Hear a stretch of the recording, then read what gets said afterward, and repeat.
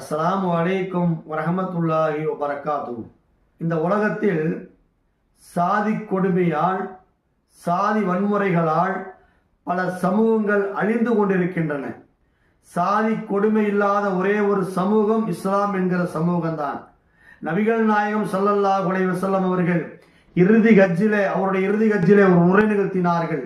அந்த உரையில் சொன்னார்கள், மக்களே அறிந்து கொள்ளுங்கள், உங்கள் அனைவருக்கும் ஒரே இறைவன் தான், உங்கள் அனைவருக்கும் ஒரு தாய் தந்தையர் தான், அதிலிருந்து தான் நீங்கள் எல்லாம் வந்தீர்கள் என்று சொல்லிவிட்டு சொன்னார்கள், ஒரு அரபி இல்லாதவனை விட சிறந்தவன் இல்லை, ஒரு அரபி அல்லாதவன் அரபியை விட சிறந்தவன் அல்ல, ஒரு கருமை நிறமுடையவன் வெள்ளை நிறத்தை விட சிறந்தவன் அல்ல, ஒரு வெள்ளை நிறமாக இருக்கக்கூடியவன் கருமை நிறமாக இருப்பவனை விட சிறந்தவன் அல்ல.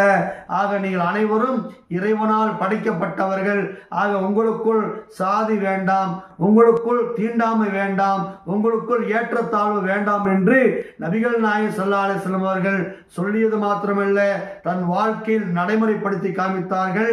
இந்த உலகத்தில் சாதி இல்லாத ஒரு சமூகத்தை கட்டமைத்தது, வெற்றி பெற்றது இஸ்லாம் என்கிற ஒரே ஒரு மார்க்கம்தான். அந்த மார்க்கத்தை படியுங்கள், சாதியை ஒழிப்போம், சமத்துவத்தை பேணுவோம்.